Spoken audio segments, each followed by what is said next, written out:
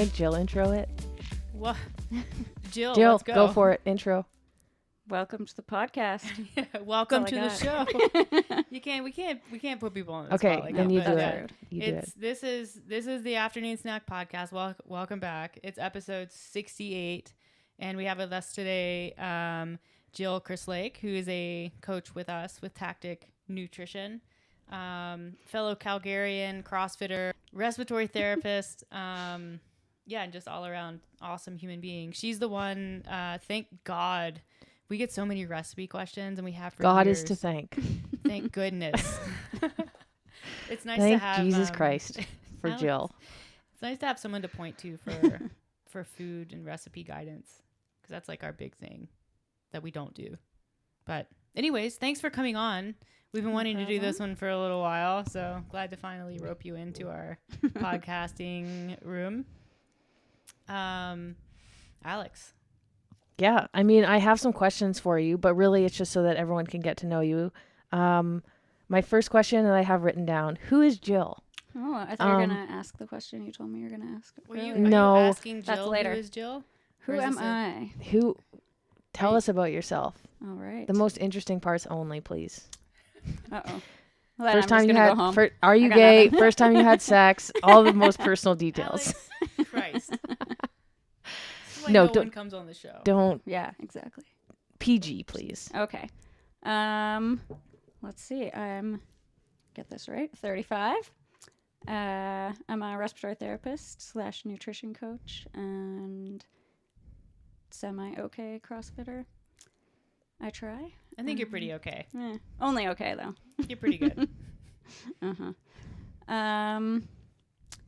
What do you want like full What is so from when I was born to now? Sure. Did you when is your birthday? In July 12th. Okay, very close. Yeah. Very close to mine. Not 1986. I'm 2 years younger than you are. Oh.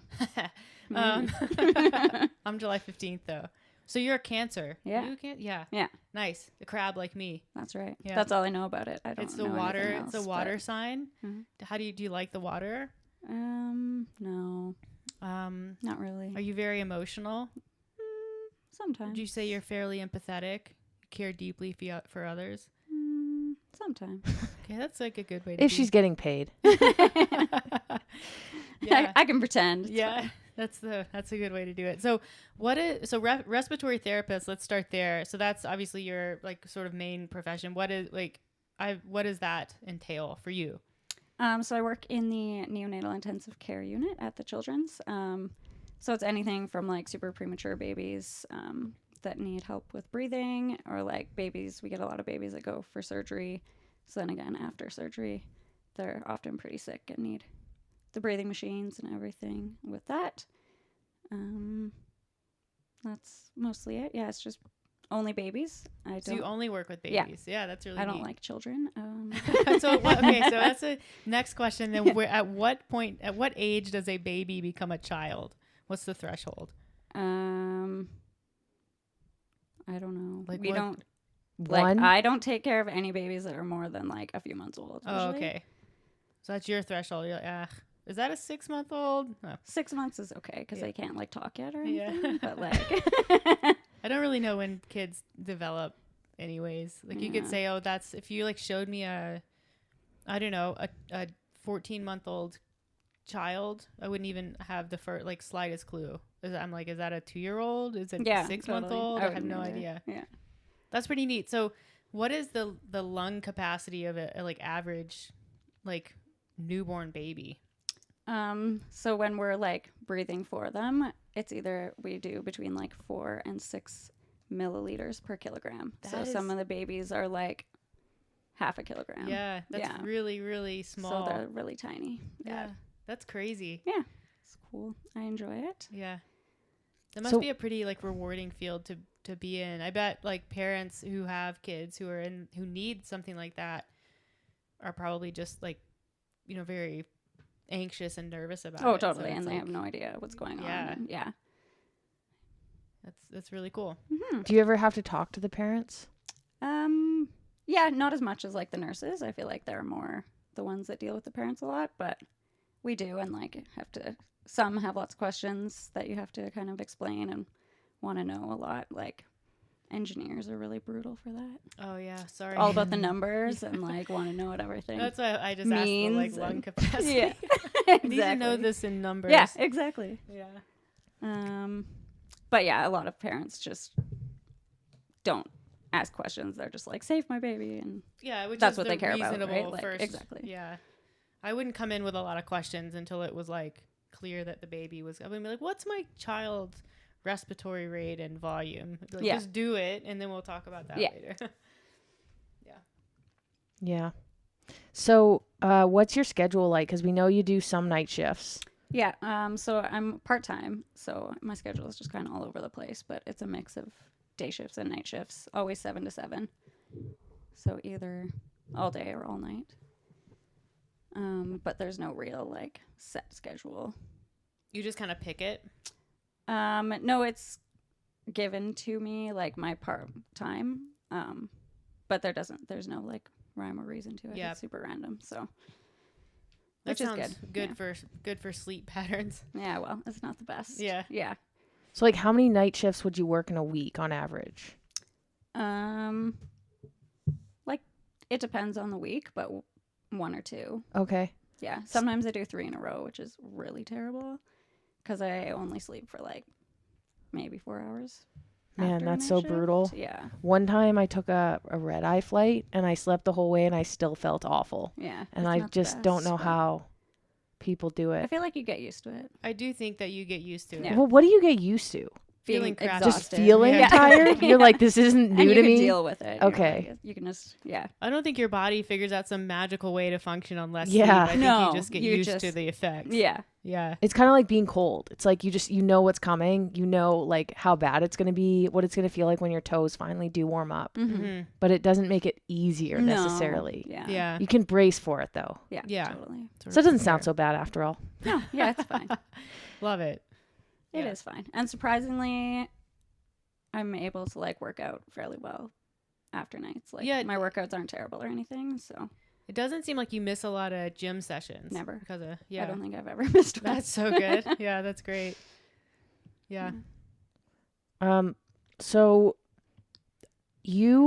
so I remember when you walked into the gym, I don't remember how many years it was ago. We both go to OPT in Calgary, and it must have been 8 years ago, 7. I literally looked this up before I came here. Oh. I started there in 2013. Oh, wow. So it was like 9 years ago. Yeah. Okay, so I had started there, I think, in 2012, 2013, around the same time. Mm. Would have made sense. And I remember when you walked, because you were with your mom. Okay, yeah. I started initially with my brother. Okay. He was the one who wanted to go there because he's like, if you picture me, but like 6 feet tall, but like the same weight. Okay. That was my brother. Okay. So he was like, will you come to this gym with me? I want to like try and gain muscle or whatever. And I was like, sure. And then he didn't last very long. And look at you. And then my mom came with me for a while, and then she quit. And then a friend of mine came with me for a while, and then Mike made us do the sled test, and she quit. Oh, yeah. Well, reasonable. The It's sled very test reasonable. is it's an EMOM of 4 minutes. Yeah. And you have to do 100 feet there, 50 feet there and back. So 100 feet on the minute for 4 minutes with 35 kilos on it. Yeah, he only made us do, I think, 15. Okay. Yeah. 15 kilos. And like she was lying on the floor, and then she threw up, and then like lied on the couch for a while. Yeah. And then never came back. I was like, Beautiful. cool. What is that? Thanks. Fairy tale story. Yeah. So were you doing like personal training when you Yeah, first so I started? was only going once a week just for personal training. And then I slowly then I was doing like remote programming still at like a Globo gym. And then eventually they were like, you should come here all the time. And I was like, okay. So I like never intended on doing CrossFit, but then somehow they just like indoctrinated me. And They were like, Here now we you're going to are. do some kipping pull-ups. yeah, exactly. And they were like, we're going to learn how to Olympic lift. And I was like, okay, cool. And then- Fine. yeah. So with like all those 3 people quitting, what made you stay? I just really liked it. And yeah, I don't know. It was just really fun. And I was like, obviously, when I started, like insanely weak. And then like just starting to get like stronger and being able to, well, it took me forever to be able to do a pull up, but like that's quite the milestone. Like how Yeah. long did it take? Like 2 years. Wow. I think. Yeah. Was that one of your goals coming in? Were you just like, I'm just going with my mom, but going with my brother, I'll see how I do? Yeah, totally. It was like, sure. Like I was always went to the gym, but like, more like cardio and like some machines or whatever. So Yeah. Were you like on the elliptical? oh, totally. Yeah. Yeah. Classic. Stairmaster? Yeah. Nice. Yeah. Yeah. Because cardio is what makes you fit. Right? Yeah. Yeah. And like, as you probably saw, I had like no muscle whatsoever and like literally like back squatting the bar. Yeah. I'm like terrified to add like 5 pounds. I did 'cause, want to like, yell out a couple times, be careful. You're going to break in half. No, I remember thinking like, she's like, I don't remember thinking anything about you when you first came because I don't make judgments. But I remember watching you, like, of course, because we were at OBT over the years, and like we never really talked that much. We were like, we said hi. I did feel like you were two people who don't really talk to other people. Exactly. yeah, on. we were like tricky. scared of each other almost. Yeah. And so then, but I watched your growth and like to think. I remember when you got your first muscle up, and I was like, Jill, like of course it's like thinking back to when you first started and being like, Jill got a muscle up, but then I also think, well, Jill isn't the Jill that was the Jill before. Yeah, Yeah. totally. Anyways, I just think it's really cool, and I think it speaks to who you are and like what you do to come from not being able to do a pull up to now being able to do a muscle up. Mm-hmm. It's pretty crazy. I'll ask a question. It's and I not hope- crazy, but I it's hope cool. I hope it's not too much of a leading question. Like I don't lead you to the answer, but I'll tell you, I have a theory on goals just generally, and I think that a lot of people, when they set goals, kind of inadvertently hold themselves back. Like, for example, if someone wants to run a half marathon and they say, well, I need to decide what my goal pace is going to be. And this is a half marathon that is maybe like 8 months away. I'm inclined to tell that person, well, why don't you make instead a training goal and then let the goal pace come to you? So I have this thing with goals. I think sometimes setting for in this case, a pace goal. Like, what if you can actually run 30 seconds faster per mile, but you don't know because you set that goal and you stuck with it, even when your training was actually going way better than that. So you've checked off a lot of milestones when it comes to goals in the gym. Like, what was your process with, I guess, setting those? And then like, did you set those goals, or did you kind of like, Did your coach set them? yeah, how did that process go? Like, I guess this is kind of an abstract question, but like, how do gym and performance goals kind of come to you? I feel like I've never really set like timelines for goals, because then I feel like if you don't reach your goal on that specific like date or whatever, then you feel like you failed. Yeah. And I feel like when I first started, well, obviously getting like a pull up was a goal, because that's like when you're strong. Yeah. Only cool people can do pull ups, right? But other than that, I've never really like set specific like goals. Like obviously I want to like get a muscle up eventually and whatever, but I didn't have like even like a year that I wanted to do it. Yeah. It was just like slowly. It's kind of like Working. you work, you check in on it. You're like, okay, I'm getting closer. I'm getting better. I'm going to go back to work, check in on it. Like, oh, I'm getting really close. I'm going to go back to work, and like, boom, got to pull up. Yeah. And so now it's like, all right, I have this thing. So I'm going to develop capacity with this thing that I have. And the pull up is going to take me to a muscle up, or, the pressing is going to take me to a handstand push up, just something like that. So it just kind of evolves as a byproduct of what you do every day. So it took you 2 years to get a pull up, and then how long to get a muscle up? I feel like many years after that. When did I get my first muscle up? Like a few years ago, I want to say. So another few years. Another few years at least. Yeah. Yeah. That's amazing. I feel like there's such a like rush. it's not. It's just Well, no. What I think yeah, is yeah. amazing is like that you're just like that timeline. There was no timeline. Yeah, There's this no. huge rush. Like people start doing CrossFit and they're like, this is the line, and I hate this line. People will say, well, I've been doing CrossFit for 8 months. I feel like I should, and I then should be fill able in to the do blank. This. I should be able to do that. Yeah, I'm like, well, you shouldn't be able to do anything more than you can do right Yeah. now. Like, what is that? I think, and the reason why we're asking you a lot of these questions is because we like, and well, how am I going to say this? Not to make you feel bad, But I think we struggle to connect with people who are starting not necessarily from scratch, but we came in, like I've been an athlete my entire life. I kind of came into CrossFit like pretty good. Like I had been lifting when I was a teenager, that sort of thing. And I think people who are our clients, we can say like, well, why do you feel like you should? That's ridiculous. Like no, you shouldn't be able to do a muscle up. Do you practice every day? And they can look at us and be like, well, how do you know how I feel? Well, do you know what I'm saying? Do you know what I'm trying to say? Sometimes people and clients just kind of write off our certain parts of our advice because I think that they like so put a good. wall between. Yeah. And it's not even necessarily well, I guess it is like somewhat a virtue of our experience in this sport, but also it's like they don't want to listen to someone like us all the time because I think there might be like situations where even great advice or information coming from like us makes some people feel like some kind of way. Like I'm like, you will get a pull up. It might take a few years, and I'm sure on the other end of the line, they're like, yeah, who like F you, you know, like you don't know how hard it is, Alex. Or like, wow, you got to push up. Like I am genuinely excited for that person, and what they think is like, oh well, it's nothing compared to what you can do. And it's like, exactly. But that's not how I approach my job here. Yeah. Anyway, so I think it's cool. Like you definitely. Like, do you feel that you can connect with clients a little in a different way? Obviously, it's nutrition, but I think there are some overlaps with fitness. Yeah, totally. It's like small progress, daily progress without thinking about the end goal every single day will get you there over time. Oh, yeah, for sure. Yeah. And you've lived that. I mean, but we've all lived that. Like we all live we that all every started single at day. the same place at one point. Like the starting point is relative. Yeah. It's your commitment to like that process of improvement, and it's just like keep doing that. Or like, you know, Jill might say, well, I'm never gonna be able to squat 300 pounds, so why even like try? But it's like, but you might be able to squat 200 one day. I don't know what your numbers are. Not I don't. bad. Can you squat three? Like I can't even squat 300. Well, but you know what I mean. Like just because you might not ever be able to squat 300 because of your genetics doesn't mean you shouldn't get in the gym and like squat every day or squat a couple times a week. It's absurd. Just because I can't do what they can do means I'm not going to do it at all. That's like the worst logic. Yeah.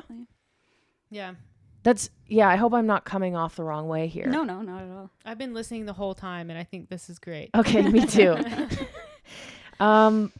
So, okay, my next question is about competing. When did you enter into your first CrossFit competition? And like, how was that for you? Terrifying, but fun, I guess. I don't remember what year it was. I did a competition at CrossFit Above All, which doesn't even exist anymore. Because I had a friend that went there and she convinced me to do it. And I didn't die. I ripped my hands really bad and there was like blood running down both my hands from toast bar. And that's I think a I threw up successful on my CrossFit way home, competition. driving home the first day. Was that over. You pulled over? You didn't go out the window while you were still driving? No. Done that before.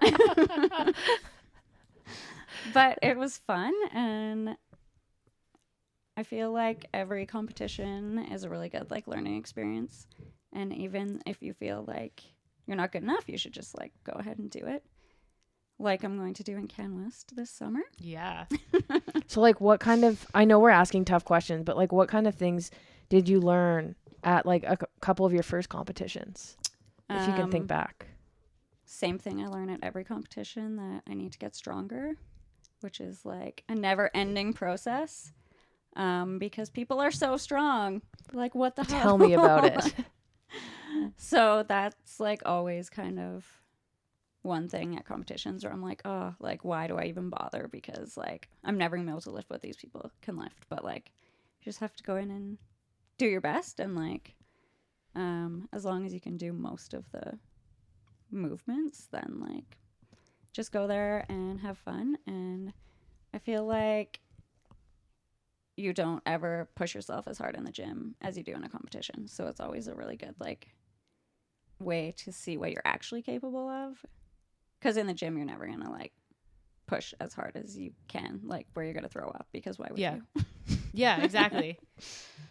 Your body doesn't like to do that. No, exactly. For special But there's just something about competing even like I'm not even a competitive person, but just like the atmosphere and like you just push yourself a lot harder. So I really like that part. Yeah. I think being at OPT and working out by yourself, like you're with other people in the gym, but you're doing your own programming. The competition aspect allows you to kind of make connections with people that maybe other people are getting if they do CrossFit classes. Yeah, totally. Like you're kind of like, suffering together. Yeah. And I remember having that when I was at an affiliate. Like you do Grace and everyone is on the ground at the end and you're connected with people. Totally. You don't necessarily have that at OPT. So No. having like competition opportunities or doing the open can be a really good way to like connect with people in a different way as totally. well. I feel like OPT is kind of not a CrossFit gym. Like everyone like thinks of CrossFit when they have like group classes and then they like hang out after or go for a brunch or whatever. Like everyone's so like individual, and I feel like everyone's pretty like focused at the gym. Like you chat a little bit, but not like. It's one of the things I like about OPT. Yeah, is that me too. Because I'm not there to hang out and chat with people. Like exactly. I'm there to do my workout and go home. But. Exactly. Have you ever done a CrossFit class? I did one in Ireland. And it was a partner workout, and I had to be with a random person that I didn't know, but it was really That's fun. the worst. Yeah, right? it's actually horrible. It's like the worst when they first say it, and then after you're like, okay, it wasn't that bad. I survived fine, it. But you're like, oh my God, am I going to look stupid? Like, and then the guy asked what gym I went to, and I told him, and he was like, oh, Mike Fitzgerald. And I was like, oh shit, you think I'm one of those OPT people, and I am not. I'm not that good. Yeah. But it was fine. When was that? I don't know, probably 6 or 7 years ago. Yeah. And there was pistols in the workout, and I was like, I can't do pistols. So I had to like hold my partner's hand to like. Oh God. Yeah, they were like, just do like partner pistols, and I was like, oh my God. Okay. I have this. I hate touching other people. Like when I don't know if except for me, of course. Well, yeah, naturally. Sometimes. I don't like. Yeah, I have to touch your feet for massage. Anyways, Okay. Okay, feet are gross though. Yeah, they are. Mine aren't. Did you have this in Canada? It's not as bad as rubbing sunscreen on someone's back. Yeah. In the US, there's like physical fitness tests as part of like elementary education. Did you have that here? Okay.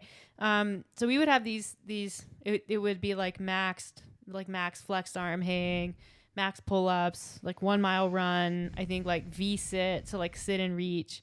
And then one of the tests was max sit-ups in like a minute. I don't know. But you would always have to partner up, and like one person would hold the other person's feet. Yeah. And was your partner in bare feet? No, but it didn't even matter. Like just the feeling of having to hold someone's feet through their shoes. I hate it. I don't like touching other people. And that's a testament to how much you love me. It is, especially because you get like bi-weekly foot massages. But anyways, that made me think of that. I have an issue when gyms like assume that I don't people know. I don't think I'd want to hold someone's hand. So can you do pistols now? Was that like the catalyst yeah. to get that? No, I don't think so. Doing them today. I was doing them today. Yeah. I sometimes when you go to a gym, they'll have like handstand practice, and then again you like pair up and like you kick up, and then your partner like catches your feet or whatever. Yeah. And like two issues with that. Again, you're making an assumption that people are okay touching other people, and then the second issue I have with that is like, is that an insurance problem? Like you're basically allowing someone who is not an insured trainer, not covered by your gym insurance, to hold someone upside down. Yeah. Like that seems problematic. Did you ever have to do junkyard dog with a partner in warm up? Yes. I always hated that too. I don't like. Did you know that warm up? No. Basically, you go into like a V and someone crawls under you, and then you have to go into a ball, so that it's like a warm up. Yeah. And it's just like we're all adults here, you know. Let's not touch each other. I feel like people love those weird warm-ups though. That just scared the shit out of me. hang on. All right, we had to cut away because Brenda appeared in the doorway. But let's move on to the next question. So obviously you are an experienced nutrition coach. You've been working with us for a little over a year. So kind of tell us the background of your interest and experience with coaching nutrition, and why it's something that you choose to do, part-time in addition to your job as a respiratory therapist? Sure. I feel like growing up, I always like ate super healthy, and then when I started actually trying to like work out and get stronger, I started paying more attention to nutrition, and I wasn't really getting stronger fast enough, I didn't think, or whatever. And then so I decided to kind of start tracking and seeing what I was eating, and like I bet I was eating probably like 1,400 calories a day. Yeah. Because I just didn't like, I would eat tons of like vegetables and salads, and like I wasn't hungry, Yeah. but I was eating like not nearly enough, and like no protein. I'd have chicken at like lunch and dinner maybe, Yeah. but that was it. So that's kind of where I started getting into like tracking macros, and then I just found it really interesting. So I started kind of learning more about it, and then I signed up for a online course in nutrition, just through a school in BC called Alive Academy.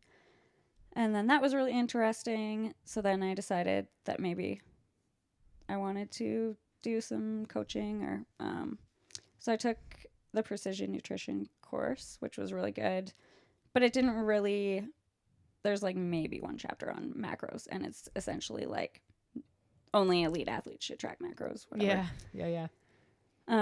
So then I did the Working Against Gravity nutrition course, which was like only macros. Yeah. So that was really good. And then at the same time, I was working just like on a Facebook group with macro tracking, just like kind of as like a volunteer coach, I suppose. Yeah. And I really liked that. So then I had like a couple clients here and there over the years. And then I saw that you guys were hiring, and I was like, oh, maybe I should just apply and see what happens. And then here we are. So, yeah, I was always really interested in it, but I didn't really know like how to even go about like, how do you get clients? Yeah. Like, you know, so I wanted to just work for like a company where I didn't have to do that part of it myself. Yes. Yeah. So yeah, I think I've been tracking macros for like 8 or 9 or 10 years at this point. Other than like being on vacation and stuff, I'm like still pretty consistent with it, which is good. And then I just really like helping other people get healthier and feel better and actually eat enough if that's their issue, like mine was, because it makes such a huge difference in how you like feel and perform at the gym. Yeah. I think a lot of people, and we'll talk about like common client issues. I think a lot of people do, it's like eating enough consistently. Because I think there's this pattern that happens where people eat maybe a little too much, and then they restrict, and this can happen, and then they eat too much again, and then they restrict. Yeah. And that can be like day to day, or it can be a pattern that occurs, you know, a high week and then a low week and then a high week. And it can be completely like subconscious. Oh, totally. Yeah. Like, they don't even know it. Yeah. And I think that it just makes you feel bad to be like that. Yeah. So when I think there's this big push in the space to eat more, and I think that there are people that do need to eat more, but I think there's a lot of people that just need to eat more consistently. Yeah. Just like whatever And that maybe means. some healthier options. Exactly. Yeah. As well. Yeah. So that's really neat. So you've been tracking macros for 8 or 9 years. What about that specific tool is so useful to you? I think for the first like long time, probably to make sure I eat enough, because I do eat like a lot of vegetables and like foods that really fill you up, but don't have a ton of calories. So, and then also the protein, to make sure that I eat enough protein, which is like, I'd say most clients' main issue when they first start, for sure, is like they eat 50 grams of protein a day. And It's we're crazy. Like, you need to eat more than double that. Yeah. And it's like what? How? Like, well, Yeah. So that's really useful. Yeah. I find like tracking your food, and even just when you first start, like people just, you have no idea what is the macro breakdown of what you eat, and it's really eye-opening. yeah. Even like a chicken breast, which I think when I think about, I can look at a chicken breast and tell you what probably it is size wise and protein wise. But for most people, if you're like, how much protein is in that? They have no idea. Have no idea. Yeah. So I've always thought macros is a really powerful educational tool because it gives you, it's essentially like, it gives you a lens to look at food through where you can kind of just be running these calculations. And that's, there's a fine line between being like food obsessed and just like constantly like running calculations and counting calories and being food aware. And I think macros really work well to create awareness in like the modern food environment. And then whether you use them long term, I think is person dependent. But yeah, I think that educational component is really powerful. Yeah, definitely. Or like people will get a salad at like McDonald's and be like, "Oh, I had a salad," but really that salad has more calories than like a burger chicken sandwich. Yeah, and just they just like, have no idea. Like, yeah. There's like salads at like Earl's and Moxie's, which are restaurants that we have here. They're chain restaurants, and their salads are like over 1,000 calories. And people think that by getting a salad, they're choosing like a healthy option. And assuming it's like low calorie. It might be healthy because it has greens and it has like, cheese is not unhealthy. Like, I mean, healthy and unhealthy is just like it's not subjective. Totally. But it is healthy. It's whole foods. It's like, dressing, olive oil, healthy fat. It's like, but it's also not healthy to be eating so many calories, especially if you're somebody who struggles with their body weight. I definitely notice like clients will be like, the first time they log a restaurant item. Oh yeah. Or like I've had a client, I think they logged like a beef dip and it was just like bread, beef and like broth. And then it was like 300 calories.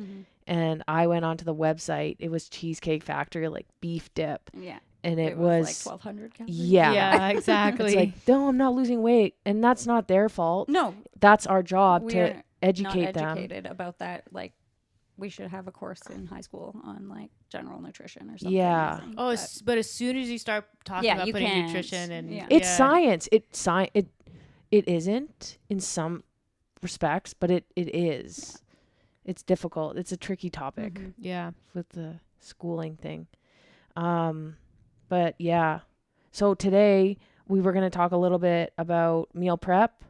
And then maybe if you're somebody who doesn't want to track, what some tips are to get started with changing your nutrition without, diving straight into tracking, which is something we do with some of our clients who don't want to track, which is completely fine.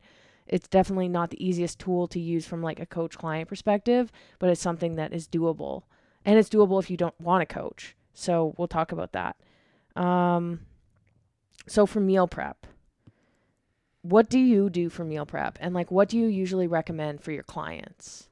I don't do like standard meal prep where like I spend all day Sunday cooking the meals for the week or whatever. But what I like to do is just cook a few like bulk things.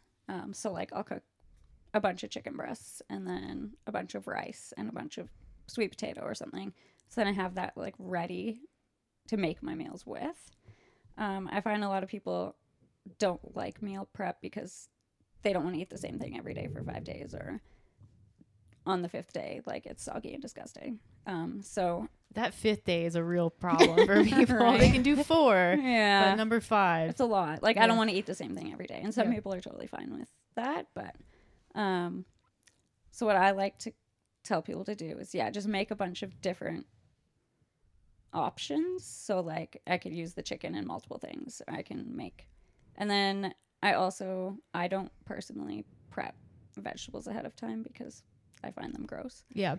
But what I would suggest would be to like wash their vegetables and cut them up and have them like ready to go, because a lot of the time people will be like, oh, I don't have time to like wash it and cut it up and cook it. So if you get all that part done, then you just have to grab it out of the fridge and steam it or eat them raw or whatever. They're there and they're ready to go. And same thing with fruit.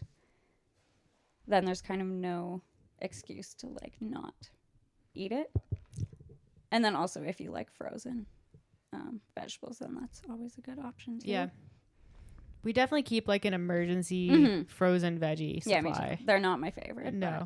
But they're when in you're a pinch. Yeah, are you like, you got to unpack your green beans and you're like, these are moldy.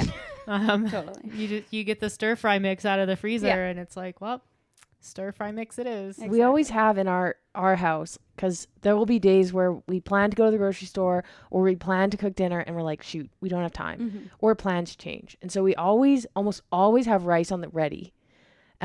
Or like you can buy those like pre-packaged like microwave rice, I which always aren't have even those that just- bad. just in case. Yeah, Yeah. they have it's like a like- little bit of extra fat usually, but it's not Yeah. bad. No, and they're pretty good. Yeah, they taste really good. Mhm. You Actually. can usually get a nice jasmine.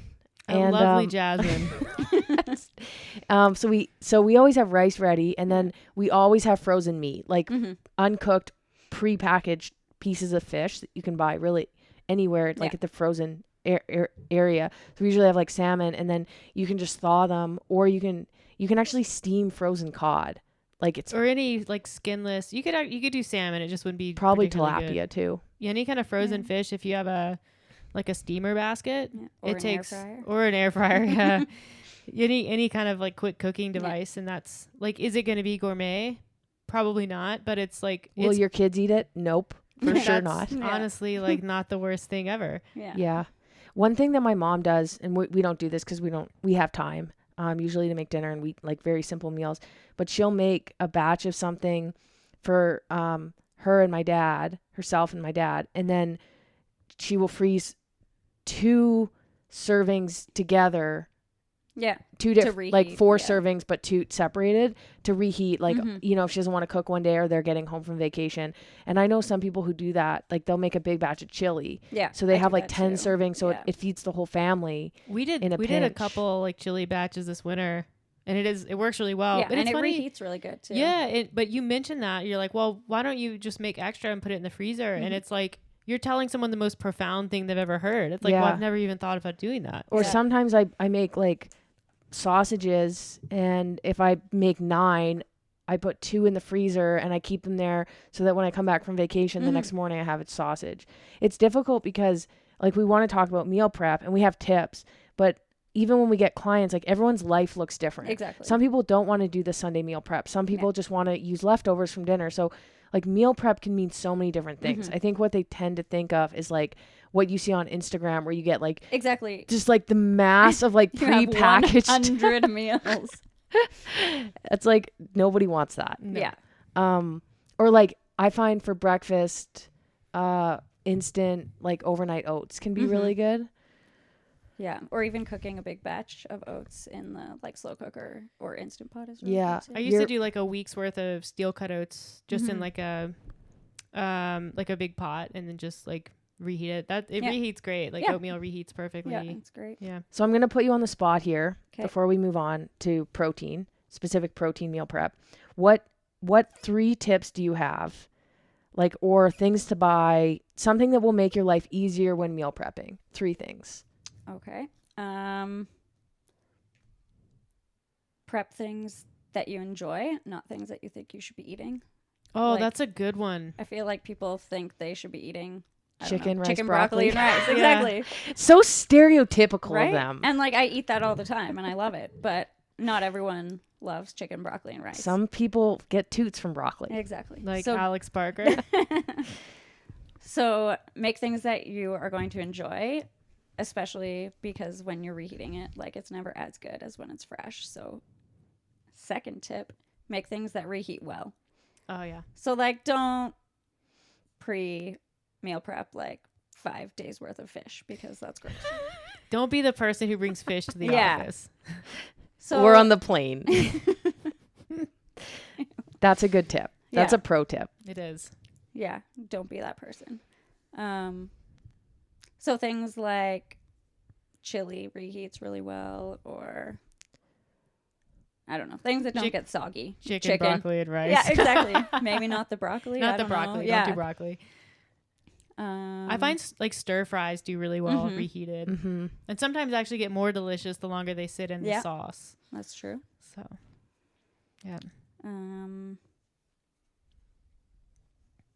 What's the third one? Well, I feel like you already gave the pre-cut your vegetables, Yeah. which is Oh, one yeah, that I that's give a all good the one time. too. I was Yeah. hoping that you would talk about your Instapot. Oh, You love that thing. I love that, and I love my air fryer. Oh, the air like- fryer, yeah. Yeah, I was gonna correct you. Okay, and say so it's No, an I air also love fryer. my Instant Pot. I cook chicken in it. Which weekly. ones do you have? Because you go online. I've thought about buying one of There's each like of a these things. million. What do you have? What brand? Do you My know? air fryer is a Ninja. Okay. And it's Would you like- recommend it? Yes. Okay. Definitely. It's an air fryer, but it's also like an indoor barbecue type thing. So it has like an insert that's like a grill, Oh, which yeah. I love Okay. because I don't have a barbecue. And like I just cook like 2 burgers on it. And Is it- then is I it don't have to go comparable outside.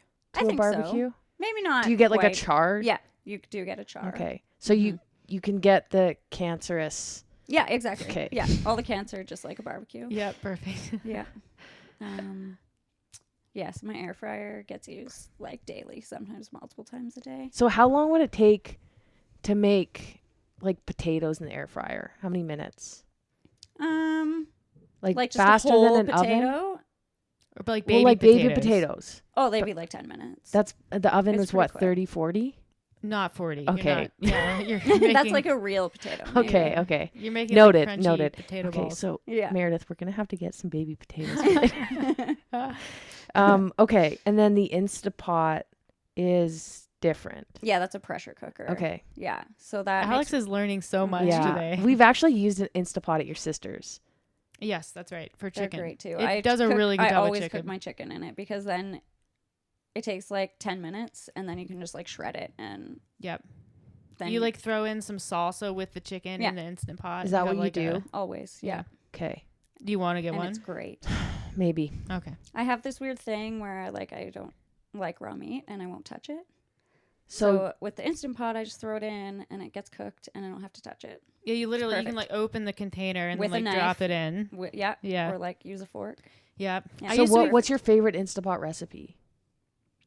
chicken. Chicken. Yeah. But chicken With with salsa and taco seasoning. Hmm. Or some Frank's hot sauce and Delicious. ranch powder. Okay. That actually sounds really Yeah. good. So good. Yeah. Alex can't have taco seasoning. That also gives her the toots. It I haven't had it in many years because it Mm. used to really mess my stomach up. But Hmm. We'll try it. You could like make your own if you know what. yeah, I do ingredients- know. Yeah. You put in like You mean chili you know powder. how Meredith makes it and you eat it? No, I've actually used a recipe before. Okay. It's from the recipe book Looney Spoons and it's called Taco of the Town, Oh. and you make your own taco seasoning. Yeah. It's not as good, but Yeah, it it doesn't have works. the It does the MSG, trick. so- No. Okay, so tips on protein. Obviously, we just talked about chicken. You don't do fish for multi-day meal preps. Any other ones? You do a lot of like protein powder recipes. It seems Yeah. like you do. think So so. you were the original protein pudding creator. Yeah. I didn't create it. I don't know where. I saw the recipe somewhere. I don't spend say that. a lot Don't of say time that. She on was the Pinterest. original Right. creator. I made it from scratch. Don't sell yourself short here. She put it on my radar. Yep. Yeah, that's a good one actually. I really like protein pudding. And then I eat a lot of Greek yogurt. Very good snack or like breakfast. Have you ever tried skyr, which is like the I Icelandic? have not. I will say I had Really skyr like- last night. I had Greek yogurt today at lunch. Mhm. Yeah. Greek yogurt is better. You It's think like so? really thick, isn't it? The Skyr is really thick. Yeah. Yeah, it's It's really thick. like It's not too quite thick. as sweet usually. The Greek yogurt is more like traditional yogurt. Yeah. yes. So I prefer that, I but think I would prefer that too. both are good. Both are good in their own way, but I think Greek is more like what I used to eat with regular yogurt. Yeah. And then I put cashew cereal in it, which is high in protein, Mm-hmm. and bloobs, Love which is short for blues. blueberries. Yeah. I think we all know that. Thank you. If you have a good protein powder, putting that in plain Greek yogurt, it's really good too. And then it makes it even higher in protein. That makes sense. Mhm. I So find like it what would really- you mix? What flavor? Chocolate? You could do chocolate. I have a birthday cake one that's really Mm. good. Yep. Yeah. SFH has coffee. See, Which that is Wonder if really that one good would be too. good. Yeah. That one's good. They and also have it's- churro flavor, Yeah, I think. something like that. I would be haven't tried really the good churro too. yet, No. but it's I find when you mix protein powder into things like oatmeal, Greek yogurt, it depends. Like it really, you have to have the right protein. Otherwise, Mhm. it's like all you taste is kind of the food plus like whatever artificial sweetener they use. Yeah. So I think, and don't put too much in. Exactly. It just overpowers it. Yeah. So you work with a lot of people who are new to macros. What would you say are the most common sticking points? I know you talked about protein being low. Like when I coach, and I don't coach a ton of people brand new to macros, but I usually kind of send them the plan, and then I give them some time to kind of figure it out, because there needs to be some like learning on their end. Yeah. And it can usually, I can't tell them what to go and buy at the grocery store. I can't tell them what food to make. Like they kind of have to work it themselves. And then once they have a couple days under their belt, they can almost see, it's like, how do you think you're doing? Oh, well, I'm seeing that I'm really high in fat. And then we go from there. Do you help people? Do you give them recipes, or do you kind of do the same thing? Or you kind of like... No, I kind of do the same thing. But for the first few days, like I tell them to just get used to logging what you're eating and don't pay attention to the macros, and then we can go through and look and see where we need to like add things or change things up, but just to not try to hit your macros for the first little bit, because that's going to be too overwhelming. And then some people just get it really quick. Some people it takes some time, and then I just help give them tips on usually how to increase protein. Yeah. And then, yeah, just I think people just really need to be patient with themselves, because it's a learning curve for sure. And people can get really frustrated if they're having a hard time hitting their macros. So just I'm patient with them, but they also have to like be patient with themselves and realize it's not going to come overnight for most people, because it's totally new. Yeah. I think a lot of people probably have the assumption that a coach is not going to be particularly patient. So when you are a patient person and you show them patience, I feel like they're more likely to be patient with themselves. Yeah. Because macros, especially if you're new to macros, there's like 4 different numbers you have to worry about. And then like, not to mention like behavior changes. And it's really like, you want to be changing, like focusing on one thing at a time instead of trying to nail like, 7 to 10 new things. Exactly. It's a lot. And sometimes focusing on the one thing will help change 3 or 4 other things naturally over time. Yeah. Like the protein one tends to, if you can get someone to eat the right amount of protein, that's going to kind of start to control calories a little bit more. It helps to control hunger. It helps to change eating behaviors versus trying to like focus on each of those individually, or start focusing on them all at once. Like maybe it's just too much. Yeah. A person might be able to do that for 1 or 2 days, and then they'll just get completely overwhelmed and stop. But sometimes they don't realize that's what's likely to happen for them. So you have to kind of like... Yeah.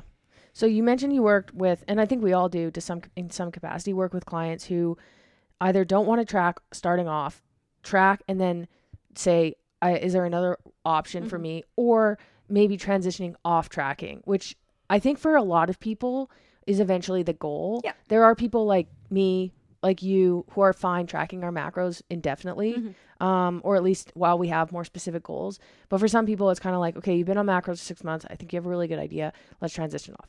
What would you say, and you can talk about some like examples, are a few things that somebody can focus on to get started if you don't want to track your food? One thing I find a lot of people don't do is eat breakfast. Oh, yep.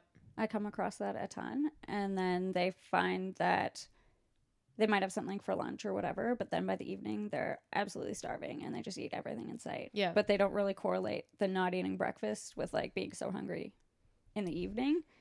So I think getting them to start eating breakfast is one thing that can really help. And then I find most people don't eat nearly enough like fruits and vegetables. So that's one thing I usually get people to incorporate, is just like making a goal, like 1 fruit and 1 vegetable each day. And that's a good place to start. And then once that's easy, increase it to like 2 of each per day. And then I find even with a lot of people having 1 fruit and 1 vegetable a day, they notice they feel so much better. They're like, digestion is better, even with just that small increase in fiber. They notice a big difference in how they feel, and then also how they perform in the gym. Especially, I get a lot of clients that work out in the morning and don't eat anything before, or they have like coffee and they're like, oh, I feel fine. No, you in my don't. workout. And I'm like, just try, have Yeah. something, like have a piece of toast, have an apple. And then they're like, oh my God, Yeah. I feel Yeah. so good in the gym, but they don't even realize that they didn't feel good before. So always eat something before you work out.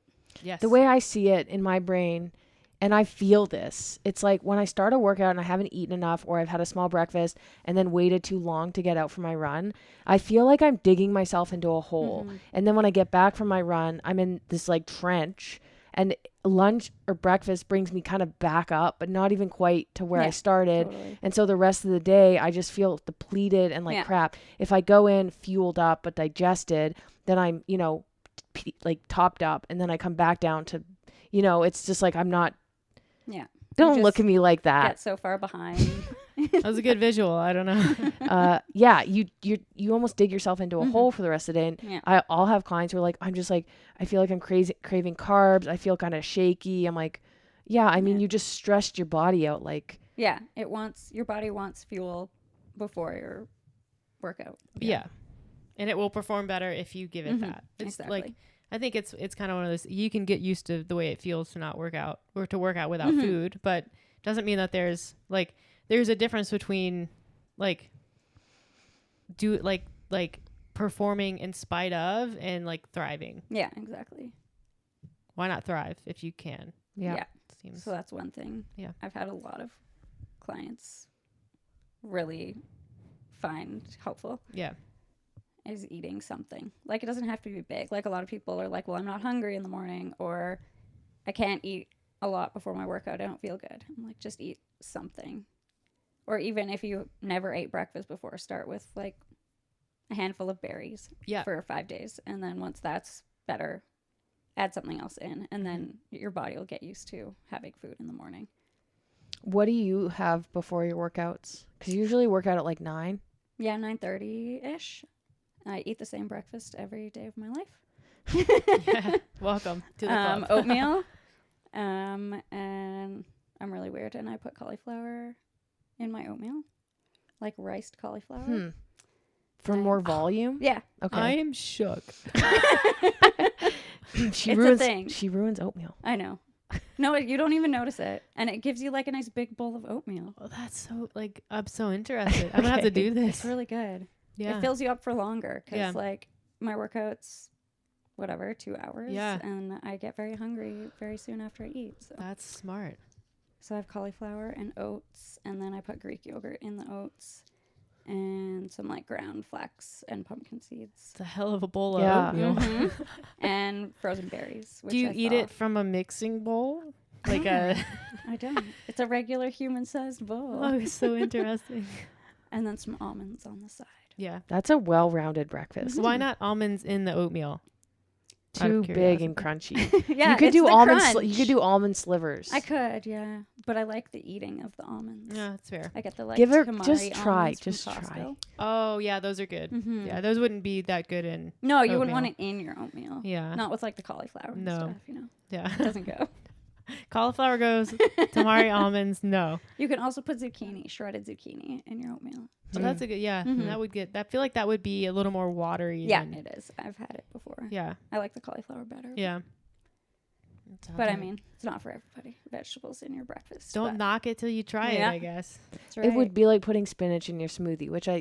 is something I recommend to people. Definitely. I actually like kale more, and I'll tell you why. Spinach has a bit of a texture to it. Like it's got this like fine, like Yeah. it kind of gets gritty almost, and I can tell when there's spinach in a smoothie, and I don't like it. It like gets on my teeth. But like kale's fine. Okay. So Good go tip. for Good to kale. know. Except don't get your kale if it's grown. You shouldn't eat kale that's grown in the southeast United States. Ask me why. Why? High levels of arsenic in the groundwater. And arsenic, they've like the Carolina Panthers, which I'm going to go on a tangent because it's a good story. The Carolina Panthers they practice in South Carolina, they play in North Carolina. Their dietitian, I guess they had them eating a ton of kale, and they all started to exhibit signs of like low testosterone, not good for an NFL team. Nope. So they started digging into why is this happening to like so many people on the team, and they figured out it's because they were eating all this kale that was grown in or around North Carolina, And because the arsenic levels were so high, arsenic blocks like testosterone production. It will shut it down eventually if levels get too high. So they had a ton of arsenic in their system, stopped producing testosterone, got rid of the kale. Won the season. They did not win. They're not very good, but it did fix the But they were testosterone better. issue. Yeah. So that's always looking. Interesting. I always look to see where kale comes from before I eat it. Sorry about that. What were we talking about? Great story. Thank you. I also, on the things to look for if you want to change your diet a little bit, but you don't want to track, is tracking your fiber is a big one. And it kind of goes to your point of like eating more fruits and vegetables. I feel like I talk about fiber all the time. Some people, I like see their nonstop. fiber it's is like 4, and I'm like, dude, do you poo? Like straight up. But then some people, it's like, well, I do. And then I guess then you have to ask about the consistency, because fiber does 2 things. You're like, send me a picture. No. No, Please don't. But yeah, like shooting for, we talked about this last podcast with Lindsay, shooting for those like ideal numbers, like 25 to 30, 35 for men, can be really helpful. Yeah. And it makes you feel fuller. Yeah. So that prevents you from eating more if you're a weight loss person. Plus, high fiber foods are just really good for you. Yeah. Have you ever All had a the client who eats micronutrients. too much fiber? No, but I know Meredith has. Yeah. I've had a few. I've had a client that was eating like 35 to 40 grams, but complaining of like bloating and digestive issues, and bringing that down helped. So it was too much for her. But I haven't had anyone eat like 60, 70 grams or anything. The crazy thing is there are people who can actually tolerate it, or they seem to be able to. But what you see happen is like they're eating so many calories, and they're eating so much, like so many carbohydrates, but it's like you have to, because you're not absorbing everything that you're eating. So you could just reduce your fiber intake and then reduce your calorie and carbohydrate intake, which means you're going to absorb more of the food that you eat. It's just this whole thing. Like it's one of those like, well, fiber is really good for you, so obviously more fiber is better for you, but only to a certain extent. Exactly. Yeah, there's a limit to that. And even if you tolerate it well, it can create other issues and just make your system like less efficient at using the food that you do eat. Yeah. But generally, the very low end is more. Yeah, common, it's sure. like low fiber, low protein is pretty typical. Yeah. I have like five-ish questions for you Okay. to end off. My first one, it just came to me, was, what do you think you bring to the table as a nutrition coach that's like kind of separates you, if anything? Like, what do you feel you really do well? How do you connect well with clients and help them specifically? I feel like I'm really patient with them, and I'm never mean to them or like put them down for making mistakes or like not being perfect, which a lot of people, like if they have a bad day, feel really bad about it, or like they're like, I was so scared for you to read my food logs, and I'm like, well, I'm never gonna tell you you're stupid or like tell you that you did a bad job. Like it's just a learning process. And then you and I have very different coaching approaches. You tell people they suck. Why the hell did you eat that? Yeah. And then I think the fact that I really like to cook and like make lots of different recipes and stuff, my clients find helpful. And even just like I had a client today, I've been posting a lot of like different pasta recipes or not recipes, but like my meals on Instagram, and they were like, oh, I never eat pasta. And now because you have been posting stuff, like I'm going to start trying to eat more or whatever. Like I think just sharing my food a lot is helpful to people, which nice. I recommend your Instagram page to a lot of my clients who ask for recipes, because I'm like, I don't know. Rice, chicken, and broccoli. I do recommend a lot of people to your page. So, and you are kind of the resident cook and baker in Tactic. Yeah. My next question is, what is your most embarrassing gym moment?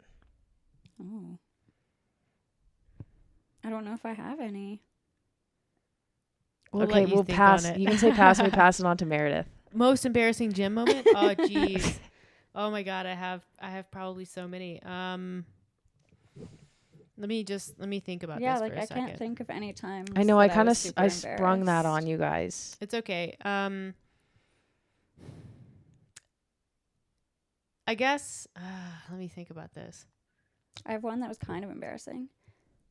Only to me, not to anyone else. When I was learning handstand walking and I was struggling, and this like games athlete named Alex Parker came over and like gave me a tip on, I don't even remember what you said, but that was embarrassing because I was like just kicking up and falling back constantly, and I felt stupid. And then but I'm sure your tip helped me, and I just like kicked Okay. up and walked like 50 feet, and it was You great, did say but- the other day that you used to be intimidated by me.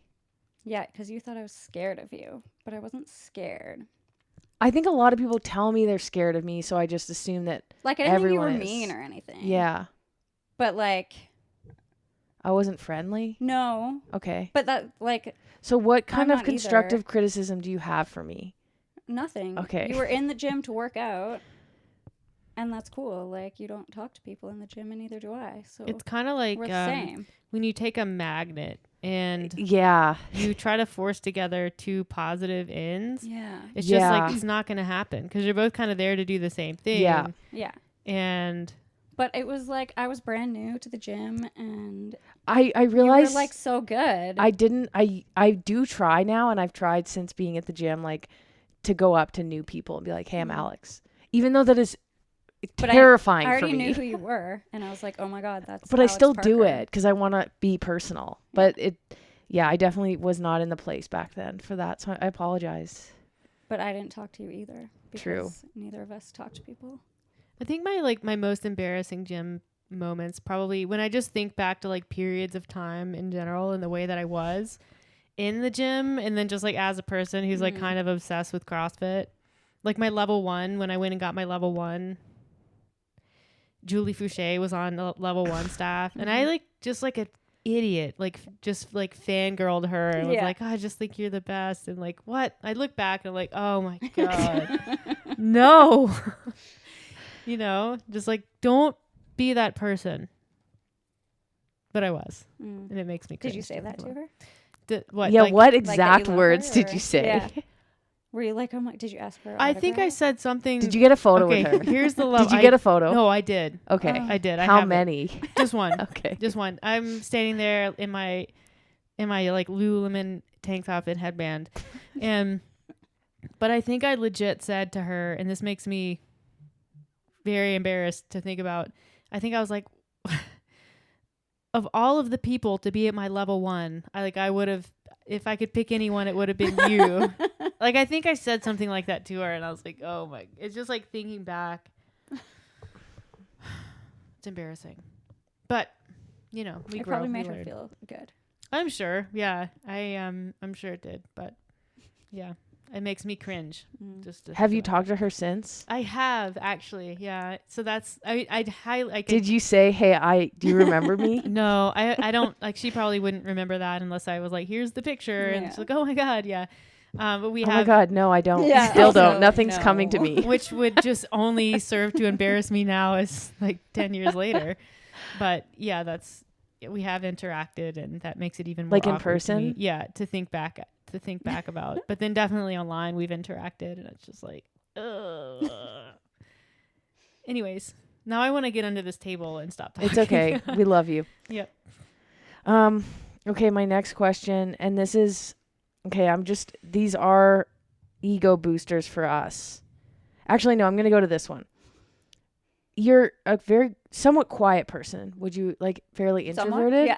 Like, Somewhat. have you ever, and this is my own curiosity, have you ever screamed at anybody? Like out of anger? Yeah, don't like think being so. so mad. No. When you get really mad, do you become very quiet? Yeah. You're or I quiet. just like cry. Okay. Yeah. Oh, you get like rage I feel like tears? I cry quite easily. Yeah. Yeah.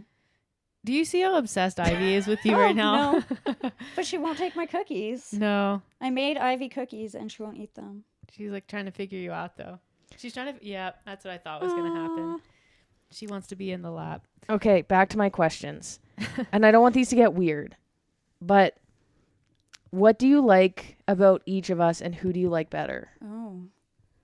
I like you both equally. Knew That's it. a lie. It's okay.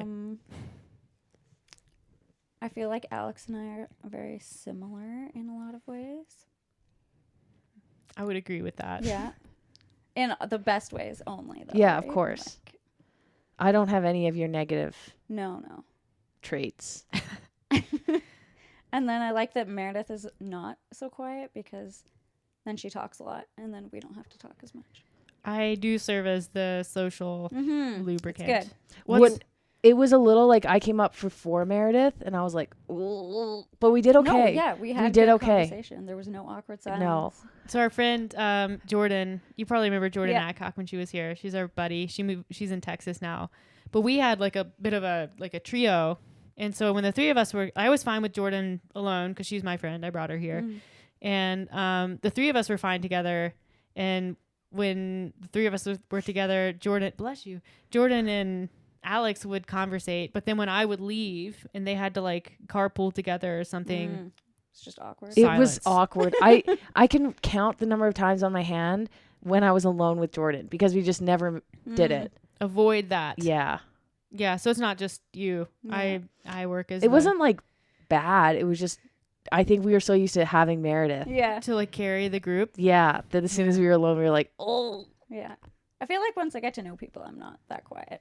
No. Agreed. Yeah, I'd But, agree like, with that. Yeah. agree with that. Yeah. I find have you ever taken a personality test before, like a No. Myers-Briggs? It sort of tells you where you fall on the like extrovert introvert scale. So you probably know where you are roughly. Yeah. I'm and not on the scale. I no, feel like. you're all off the scale. Yeah. I am like right. So like I'm sort of in the middle, but I am on the introvert side, which just makes it a situational thing for me. But I get so tired when I have to like interact with people for a long period of time, especially if it's people I'm not, even if it's people I'm familiar with, like if it's a lot of FaceTime with someone, even family, by the end of the day, I'm just like, I need to be alone and preferably asleep. But that's, a lot of people say they don't pick up introvert vibes and it's just because I'm really good at hiding it, but it makes me tired. Mm-hmm. Mm-hmm. Do you have any more questions for Jill? Well, I was going to ask, so you have, I like to talk about people's pets. Oh, okay. And you have, so Ivy's there, but you're a dog person. I You am, have- yeah. But you I have- really like Ivy. She's like a dog. She's a nice cat. Yeah, I like her. she's basically a dog. And my dog is basically a cat, so. So I you think know, Ivy is yeah. bigger than your dogs. Oh, like probably bigger than both. Yeah. Of them How much together. do your dogs weigh? Micro is a little Chihuahua, and he's like just around 4 pounds. Okay, And so she's then bigger than double. Sammy's like 8.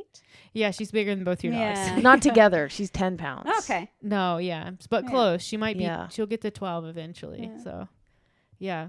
And which one is the? So you told me yesterday that when you take one to the vet for temperature check, it prefers to have the butt thermometer to the ear thermometer. Yeah, he freaked out when they tried to put the thermometer in his ear. So they were like, "Okay, we'll just shove it up your butt," and he didn't even move. He's He was like, cool with it. Yeah. Like, Ivy was so not cool with the butt thermometer. Yeah, she was like offended. I mean, that's fair. She's like, "Where am I, and why is this happening?" Yeah. How old are your dogs? They're 11 and 13. Cool. But little dogs, like they live longer, right? Yeah. Yeah. I feel like Chihuahuas live forever. So And they're they're just like gonna- blind and have no teeth and Yeah. bite like- people and The oldest, the oldest dogs. They have like an ugly. Not that your dogs are ugly, but they do have an ugly dog contest every year, and it tends to be like a very old Chihuahua or Totally. like Chinese crested. Yeah. They're like blind. Their tongue's out the side of yeah, their mouth. totally. They're like, he's so cute. I'm like, "Ah." I mean, it's cute that he's It's still alive. endearing. Yeah. Yeah, it is They're endearing. cute That's in the like right an word. ugly way. Yeah. Yeah. So aside from, she is like very obsessed. Aside from Can West, what goals do you have? And I don't even know if Can West is a goal, but what else do you have on your radar, like in the short term for goals? This can be athletics, education. It can be anything. Like just what's Well- on your radar. What are you working on? I'm working on my bar muscle ups. Yeah. Which I don't know what my issue is with them. Did but you get my to- brain doesn't like them? Have you had a bar muscle? No. So you did the ring, Yeah. no bar. I was ring first, bar second. I think it's Okay. actually more common to go bar first. Ring Totally. second. People I are was like, bar. I don't understand. They're like, how can you do ring muscle ups and not bar muscle ups? I'm like, I don't know. The bar doesn't move, and I Yeah. can't get my body around it. Exactly. You can't go like through the bar. You Yeah. can go through the ring. They're like, just do it the same. And I'm No, like, it's not the no, same. It doesn't. No. If I do, I will break my sternum. So Yeah, thank you for exactly. suggesting that. So I'm getting close, I think. Yeah. So I'm kind of hoping that happens before Can West, and then if they show up, I can do them. Yeah. I mean, when It's they like show once you it clicks, you're like, oh, that's Hopefully, how you do that. yeah. And then it becomes a little bit easier. But that's cool. I was stuck on bar muscle ups for a long time. It didn't Yeah, make sense to me. right? Yeah. Yeah, I struggled a long time with like getting my hips up to the bar, so I Yeah. got that part now, and I just have to figure out how to like get over. over the bar. Yeah. That's the trick. Yeah, Yeah. apparently you have to get yourself over the bar. Yeah, that's the to finish second, it. yeah. So Prerequisite. yeah. Yeah. Oh, and then I'm going to the CrossFit Games in That's August, right. which I'm so excited Yeah. about. You're going to Madison. Yeah, It is fun. It is fun. yeah. It's Except fun to spectate. people are like, "Where are you going this summer?" And I'm like, "Madison, Wisconsin." And I'm like, "Why?" It's pretty nice there, though. Lake Minnewaca. Yeah, to watch people work out. Like Yeah. what? Just leave it alone. It's going to be fun. It is great. Did you get Coliseum tickets? Yes. Yeah. Good. You'll like Yeah. that. A lot of people go and they don't get the Coliseum Mhm. tickets. And I think that you miss really like the fun parts of the experience. And you're going if all you the way don't. there. Like you might as well Mhm. do Yeah. it all, right? Yeah. But it's great. I hope the weather's good like it was the last few years. 2017 was not a good year there for was weather. like a really rainy year, right? Yeah, that was the first year that it was there, which Mm. was like the first Madison year. So Yeah, everybody's it like, was "Oh, is this crappy. how it's gonna be?" Yeah. But it's been good every year That's since good. then. I So hope it's hot. yeah, it can get really hot, really humid there. So no, it's fun. Mhm. If people want to find you online, where do people find you Yeah. online? My Instagram is jkerslake19. And that's where most of the That's where recipes all and the stuff go. recipes and stuff Very go. good. Same as Facebook, but I don't use Facebook that much. Yeah, ditto. Jill, we have a Facebook, Group. a Facebook group for Tactic. Yeah. And Jill basically runs it. I Thank- try to. So if you're Post ever stuff interested in, sometimes. like seeing what we're up to and getting more recipes and stuff, that's where you should go. Yep. Well, it's been great having you on. We really appreciate it. Thanks. It was fun. Yeah, it's been fun talking about. We don't chat a lot about macros and meal prep and stuff, and kind of what shows up with people most often in this kind of quest for healthier Mhm. lifestyle and nutrition. So this was really productive and enjoyable. Yeah. Yep. Thanks again, and to everyone listening, thanks for tuning in, and we'll catch you again on the next